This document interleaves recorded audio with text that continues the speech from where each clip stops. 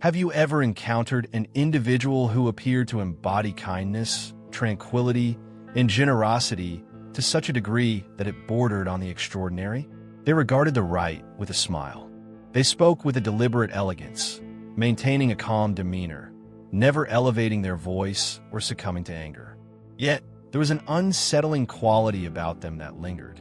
An ineffable sensation coursed through you, an instinctual murmur urging caution. What if the true peril in humanity lies not with those who exhibit overt cruelty, anger, or aggression, but rather with those who possess no shadow? Carl Jung, the Swiss psychiatrist renowned for his profound insights into the human psyche, posited that the most perilous individuals are not those who openly display their imperfections, but rather those who conceal them so adeptly, even from their own awareness. On the exterior, they appear tranquil. However, underneath lies an impending tempest, one they have yet to confront. Before we proceed, if you seek to explore the intricacies of the human psyche, you may wish to consider subscribing to Deep Psyche. We delve into the obscured realms, the intricate patterns, and the concealed verities that form the foundation of your existence. In order to grasp Jung's caution, it is essential to revisit one of his fundamental notions, the idea of the persona. The persona represents the facade we adopt, the iteration of our identity that we showcase to society. It facilitates our engagement within the societal framework, courteous, accommodating, and balanced. However, the issue emerges when we start to accept that the facade is the entirety of existence. For beneath the facade lies the unconscious, an expansive and untamed domain inhabited by instincts, neglected recollections, suppressed emotions, and, perhaps most significantly, the shadow. The shadow represents all that we consciously choose to ignore within ourselves. The feelings of envy and rage, alongside selfishness, coexist with a vibrant creativity, a raw instinct, and an unfiltered truth. It is not solely the product of malevolence or suffering. It is influenced by the conflict between our true selves and the identities we believe we ought to embody. In our formative years, we swiftly discern the behaviors and actions that elicit affection and those that result in rejection. Thus, we shape our own identities. We suppress the elements that are incongruous. Perhaps we are conditioned to perceive anger as detrimental, leading us to conceal it. Perhaps what is often labeled as ambition is merely perceived as arrogance, leading us to suppress it. Perhaps our sensitivity was ridiculed, prompting us to fortify ourselves. However, that which is buried does not perish. It remains in anticipation. As time progresses, it starts to communicate through dreams, emotional eruptions, dependencies, and projections, not out of a desire to inflict harm upon us, but rather from a yearning for recognition. Jung cautioned, what remains unconscious will manifest as destiny. To put it differently, the lesser your understanding of your own shadow, the greater its influence will exert over you from the periphery. Individuals who avoid facing their inner turmoil do not attain sanctity. They transform into latent threats, not solely to others but also to themselves. Herein lies the paradox.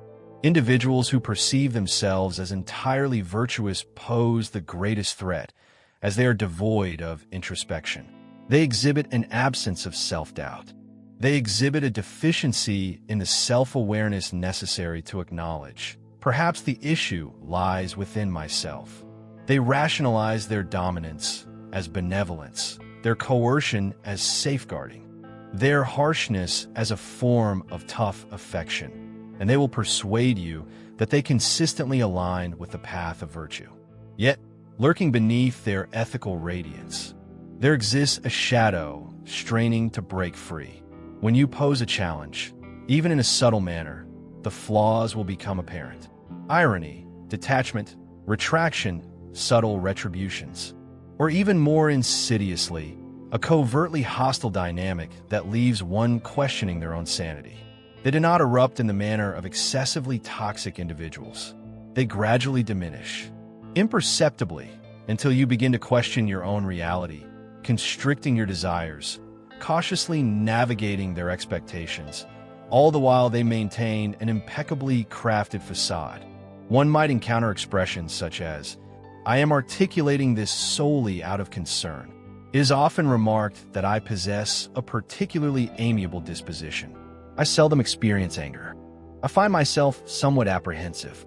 However, your intuition senses that something is amiss. Your nervous system is perceiving the dichotomy between their facade and the aspects they have yet to assimilate. Herein lies the profound depth of Jung's insight.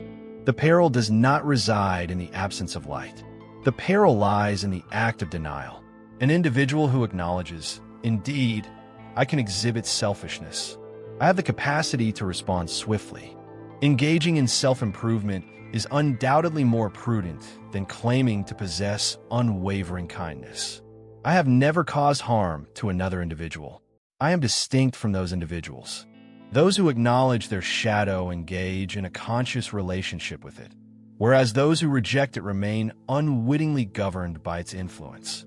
Jung posited that this denial of the shadow transcended mere psychological issues.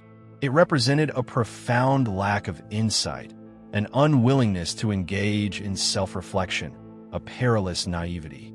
And that purity transforms into something toxic, not out of desire, but due to a lack of alternative options. The energy expended in the suppression of our shadow manifests in unintended ways, via resentment, persistent discontent, dominance, or a sense of moral superiority. What measures can one take to ensure personal safety? By attuning oneself to the disquiet. Not every person who exhibits good manners can be deemed trustworthy. Not every smile reflects authenticity. At times, those who inflict the greatest harm present themselves with an air of civility, as they remain unacquainted with their own reality.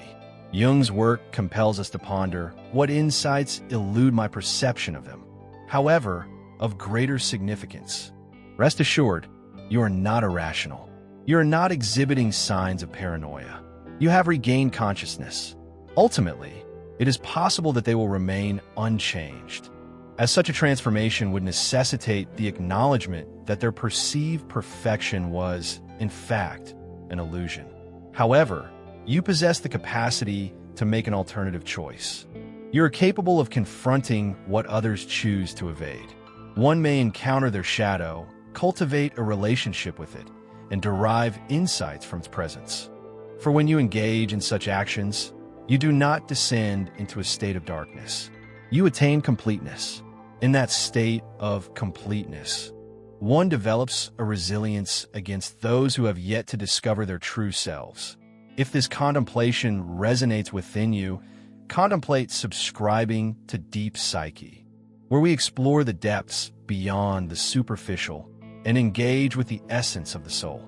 Understanding oneself is not merely a privilege, it serves as a safeguard. If this video has struck a chord with you, consider liking it so that a broader audience may engage with insights that their intellect may not yet grasp, but which their intuition has already recognized.